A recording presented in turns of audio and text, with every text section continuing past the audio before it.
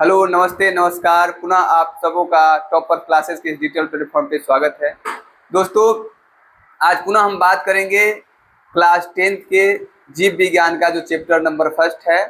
उसमें कुछ हम क्या कहते हैं, लघु तड़ी में कुछ क्वेश्चन करा दिए थे। उससे आगे हम लोग फिर कंटिन्यू करेंगे। तो क्वेश्चन लगभग हम 10-11 करवा चुके थे। आज क्वेश्चन नंबर जो 12 है वहाँ से हम इसको क्या करेंगे, कंटिन्यू करेंगे। तो आप जो भी लोग इस चैनल पे नए हैं उनसे एक रिक्वेस्ट है कि चैनल को सब्सक्राइब कर ले और साथ साथ लाइक शेयर भी करें, ठीक है।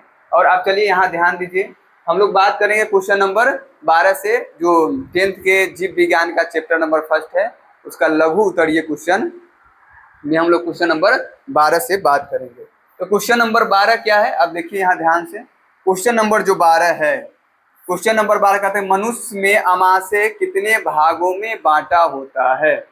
मनुष्य का जो आमाशय है वह कितने भागों में बांटा होता है। तो उनका नाम भी लिखना है, यानी मनुष्य का जो आमाशय है, मनुष्य का जो आमाशय है वह कितने भागों में बांटा होता है, नाम लिखिए, ठीक है। आपसे क्वेश्चन पूछेगा कि उनका नाम लिखिए, आपसे पूछेगा कितने भागों में बांटा। तो मनुष्य के जो आमाशय होता है, मनुष्य का आमाशय कितने भागों में बांटा होता है। तो मनुष्य का जो आमाशय होता है वह 2 भागों में बांटा होता है। कितने भागों में, 2 भागों में बांटा होता है। उनका नाम क्या क्या है, तो देखिए ध्यान से, उनका नाम क्या है। जो पहला है, पहला क्या है, कार्डियक भाग। पहला क्या है, कार्डियक भाग है। और दूसरा क्या है, पाइलोरिक भाग। दूसरा क्या है, पाइलोरिक भाग है। पहला है कार्डियक भाग और दूसरा है पाइलोरिक भाग है।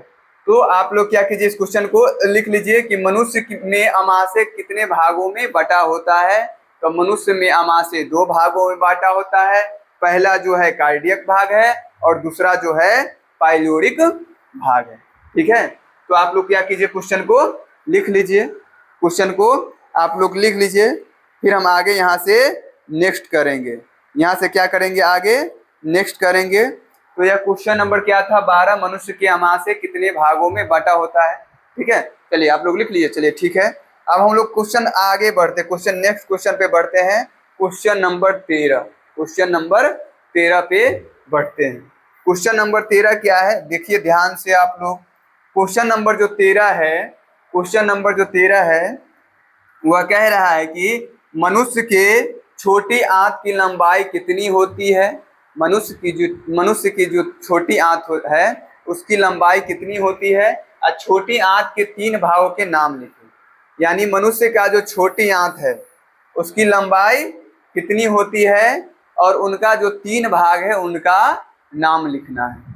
तो सबसे पहले क्या कहते हैं, मनुष्य का जो छोटी आंत होता है उसकी लंबाई लगभग कितनी होती है, 6 मीटर के आसपास होती है। कितने, 6 मीटर। यानी मनुष्य के छोटी आंत की लंबाई लगभग कितना, आप ध्यान दीजिएगा यहाँ पे, कितना, 6 मीटर होती है। इनके 3 भाग कौन कौन से हैं, मनुष्य के छोटी आंत का जो 3 भाग है वो कौन कौन से हैं। तो देखिए, पहला तो क्या हो जाता है, पहला हो जाता है ग्रहणी, दूसरा होता है जेजुनम और तीसरा होता है इलियम। पहला क्या हो जाता है, ध्यान दीजिए, ग्रहणी, दूसरा हो जाता है जेजुनम और तीसरा हो जाता है इलियम। पुनः आप एक बार देखिए, आपसे ऑब्जेक्टिव में भी क्वेश्चन पूछा जा सकता है। आपसे डायरेक्ट पूछ देगा कि बताइए मनुष्य की छोटी आंत की लंबाई कितनी है। आपसे क्वेश्चन पूछ देगा मनुष्य की छोटी आंत की लंबाई कितनी है, 10 मीटर, 10 मीटर, 12 मीटर या फिर 6 मीटर या इसी में 14 मीटर, कुछ भी पूछ सकता है, ठीक है। तो आप ध्यान देंगे, याद रखेंगे, मनुष्य की छोटी आंत की लंबाई लगभग कितनी होती है, 6 मीटर के आसपास होती है, ठीक है। और आज का जो 3 भाग होता है उसका पहला है ग्रहणी है, दूसरा जेजुनम है और तीसरा क्या है, तीसरा इलियम है, ठीक है। तो यह क्वेश्चन नंबर क्या कितना है, 13, क्वेश्चन नंबर 13 है। तो आप लोग इस क्वेश्चन को क्या कीजिए, लिख लीजिए, मनुष्य की छोटी आंत की लंबाई कितनी है और इसके जो 3 भाग कौन कौन से उसका नाम। तो आप लोग इस क्वेश्चन को क्या कीजिए, लिखिए, क्वेश्चन को आप लोग लिखिए, मनुष्य की छोटी आंत की लंबाई कितनी होती है। आप लोग इस क्वेश्चन को क्या कीजिए, क्वेश्चन को क्या कीजिए, आप लोग लिखिए यहाँ से। फिर हम आगे क्या करते हैं, कंटिन्यू कर रहे हैं।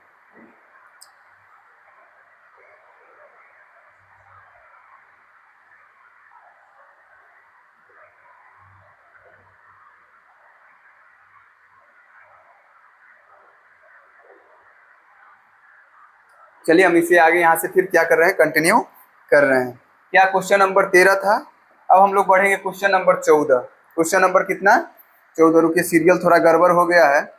क्वेश्चन नंबर कितना, हम लोग 14 पे चलेंगे। क्वेश्चन नंबर कितना हो जाएगा, 1 मिनट रुक जाइए थोड़ा। क्वेश्चन नंबर कितना हो जाएगा, क्वेश्चन नंबर जो हो जाएगा वो क्वेश्चन नंबर कितना हो जाएगा, क्वेश्चन नंबर हो जाएगा कितना, 14 हो जाएगा, 14 हो जाएगा। ठीक है, क्वेश्चन नंबर 14 हो जाएगा। क्वेश्चन नंबर 14 देखिए, यहाँ देखिए कि हमारे अमाशय में अम्ल की भूमिका क्या है। हमारे जो अमाशय है उसमें अम्ल की भूमिका क्या है, उसके बारे में लिखना है। ध्यान दीजिए क्वेश्चन पे कि हमारे अमाशय में अम्ल की भूमिका क्या है। तो अम्ल की भूमिका क्या है, तो हमारे अमाशय में अम्ल की निम्न भूमिका है। कौन कौन सी, जैसे पहला, यह अमाशय में भोजन के साथ आए, यह अमाशय में भोजन के साथ आए जीवाणुओं को क्या करता है, नष्ट करता है। कौन कौन, अम्ल। अम्ल जो होता है वो क्या करता है, भोजन के साथ जो हमारे क्या कहते हैं अमाशय में आए हुए जीवाणुओं को क्या करता है, नष्ट करता है, पहला काम। दूसरा क्या है इसका, तो देखिए यह निष्क्रिय पेप्सिनोजेन को सक्रिय पेप्सिन नामक एंजाइम में बदलने में क्या होता है, सहायक होता है। पहला काम क्या था, यह अमाशय में भोजन के साथ आए जीवाणुओं को, अम्ल जो होता है अमाशय में किस कैसे कार्य करता है, तो पहला तो क्या हो गया, भोजन के साथ जो भी जीवाणु आते हैं उसको क्या करता है, वो नष्ट करता है। और दूसरा यह जो निष्क्रिय पेप्सिनोजेन को क्या करता है, सक्रिय पेप्सिन नामक एंजाइम में इसको क्या करता है, बदलने में सहायक होता है। यही हमारा जो दो कार्य है हमारे अमाशय में अम्ल का, यह दो कार्य क्या है, मुख्य है। ठीक है, तो आप लोग क्या कीजिए, क्वेश्चन नंबर 14 है उसको क्या कीजिए, लिख लीजिए। फिर हम यहाँ से क्या करेंगे, आगे बढ़ेंगे। फिर हम यहाँ से क्या करेंगे, आगे बढ़ेंगे। क्वेश्चन नंबर 14 लिख लीजिए, फिर हम यहाँ से आगे बढ़ेंगे। अब क्वेश्चन नंबर हम लोग बढ़ेंगे किस पे, क्वेश्चन नंबर 15। क्वेश्चन नंबर कितना है, सीरियल थोड़ा इसमें गड़बड़ है। क्वेश्चन नंबर क्या है, क्वेश्चन नंबर 15। क्वेश्चन नंबर कितना, क्वेश्चन नंबर 15 हो गया। क्वेश्चन नंबर 15 क्या है, दीर्घरोम क्या है। क्वेश्चन नंबर जो 15 है उसमें है, क्वेश्चन नंबर ये हो गया 15 में हो गया कि दीर्घरोम क्या है। ध्यान दीजिए, क्वेश्चन नंबर 15 दीर्घरोम क्या है, इनके कार्य को लिखिए। क्वेश्चन नंबर 15 क्या है कि दीर्घरोम क्या है, दीर्घरोम के कार्य को क्या करना है, लिखना है।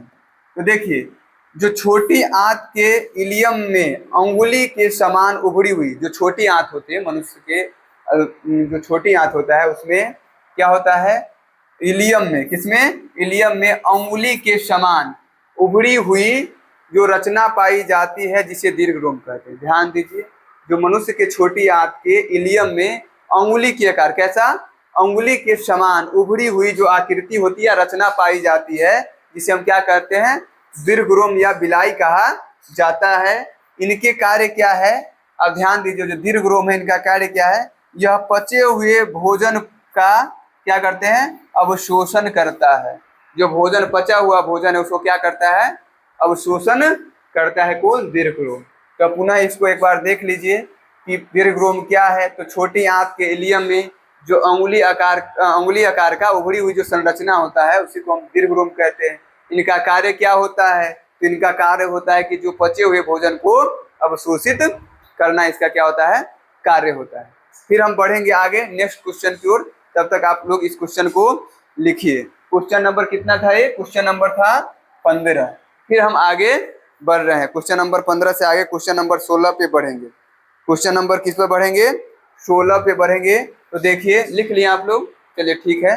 अब क्वेश्चन नंबर 16 क्या है सो देखिए, क्वेश्चन नंबर 16 क्या है, थोड़ा क्वेश्चन नंबर 16 है कि सजीव के मुख्य 4 लक्षण को लिखे। हालांकि आप लोगों को तो पता ही होगा, मनुष्य के 4 यानी मनुष्य नहीं, सजीव के 4 लक्षण को लिखना है। मनुष्य के सजीव के 4 लक्षण को लिखना है। तो सजीव के 4 लक्षण कौन कौन हैं आप लोग बताइए, कमेंट बॉक्स में कमेंट करके आप लोग बताइए कि सजीव के 4 लक्षण कौन कौन से हैं। चलिए ठीक है, हाँ अच्छा है, आ रहा है कमेंट। चलिए सजीव के मुख्य 4 लक्षण कौन कौन सा है, तो देखिए, हालांकि आप लोग को पता ही होगा कि सजीव के कौन कौन से 4 से ज्यादा भी लक्षण पता होगा। तो सजीव के जैसे सजीव में क्या है, श्वसन, गति, पोषण, उत्सर्जन। जैसे समझिए आप, जैसे हम मनुष्य, हम लोग क्या हैं, सजीव है कि निर्जीव, सजीव है।